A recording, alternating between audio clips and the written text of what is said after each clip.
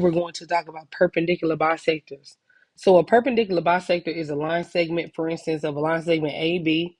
That's going to be the line perpendicular to AB that's going to pass through the midpoint. So you have to go through the middle of the 2 points. And all of the points on the perpendicular bisector, so like these blue points that I'm drawing here, all of these points are the same distance from A as it is the same distance from B. So we can say that they are equidistant.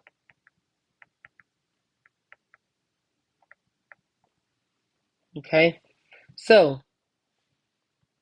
what we can then do is, let's look at an example.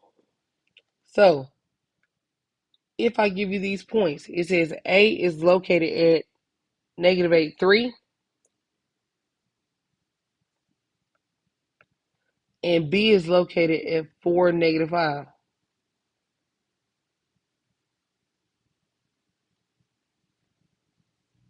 Okay, so the first thing that I want to do is, I know that I have to, if it says perpendicular, I know it has to go through the middle, and I also have to find my slope as well. So the first thing I'm going to do is I'm going to find my slope between A and B. So the slope between A and B, from A, I went down from 3 to -5. So my slope of AB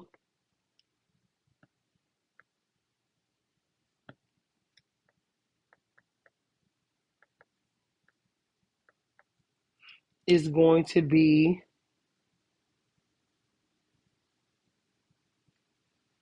-8, because you went down 8 and we went over 12.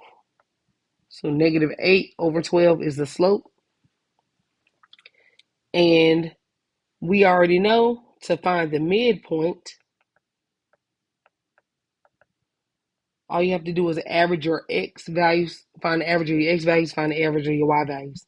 So that's -8 plus 4 divided by 2. And then that's going to be 3 plus -5 divided by 2. And when I simplify that, my midpoint will be at -2, -1. So -2, -1 is here. So that's my midpoint. All right. So because another way that you could have found your midpoint is you could have used the original slope. Well, to go from A to B, if I have to go down 8 and right 12 to go from A to B, if I only want to go halfway, that means all I have to do is go down 4 and over 6, and it will land me in the same spot. All right. So now I need to draw my perpendicular bisector. So I need to find my slope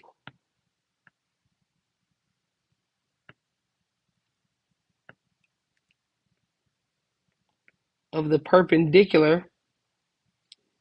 Slope is going to be a positive 12 over 8, which is the same thing as a positive 3 over 2. So that's all I have to do, go up 3 over 2, and then graph my line as straight as possible.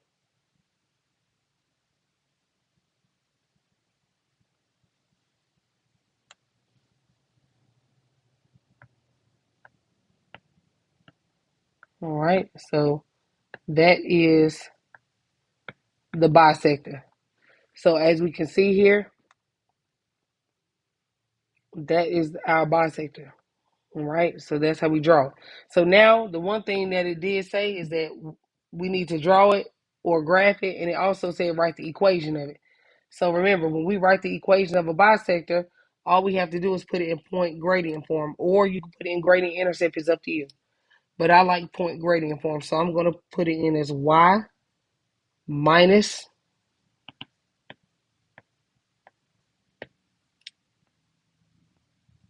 the y value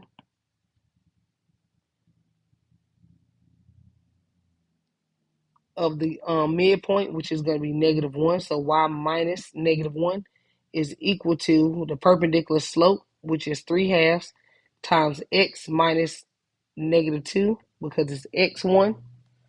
So my equation of my line is y plus 1 is equal to 3 halves x, 3 halves times x plus 2.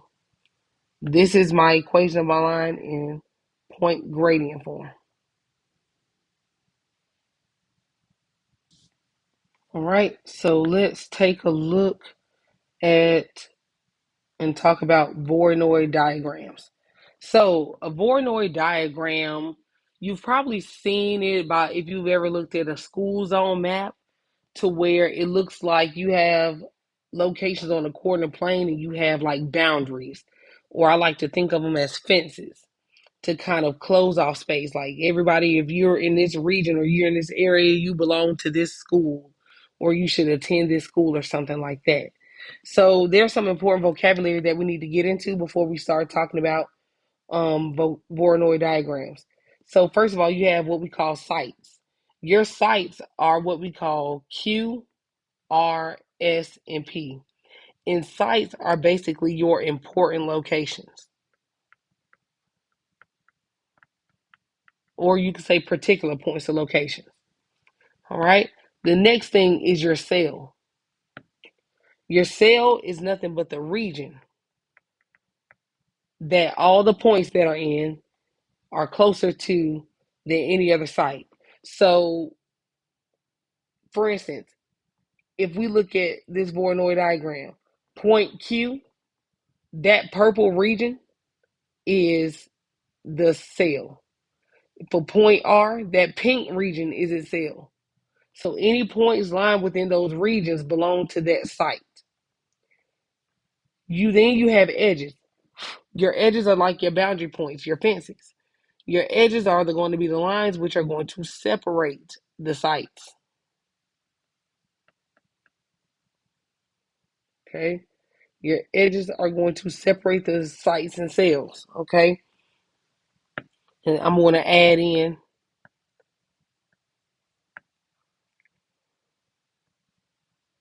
I'm going to put in sites here. You can add that in if you need to. All right. Next, we have the vertices. The vertices are the points that with the edges meet or touch. So, for instance,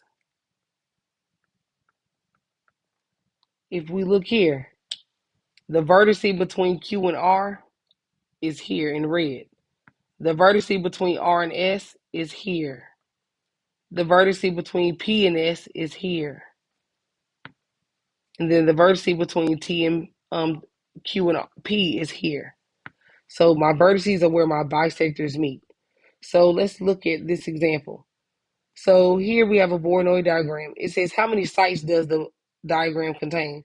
The sites are the important points. So I have 1, 2, 3 sites. Then it says how many vertices does the graph contain? Well, remember the vertice is where the points meet. They only meet up at one spot, so I only have one vertice. So now the next question is saying identify the sites closest to. We have 1, 5. I'm going to plot that point in orange. So if I plot 1, 5, that point is here, which means that that point is closest to site A. The next point that I have is 0, -2. And as you can see, the site that this is closest to is site C. And then last but not least, 4, -3. 4, -3 lies directly on that line.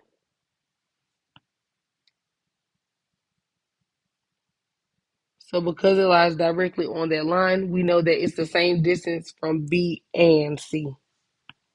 From B and C. Let me use another color because it's blending in.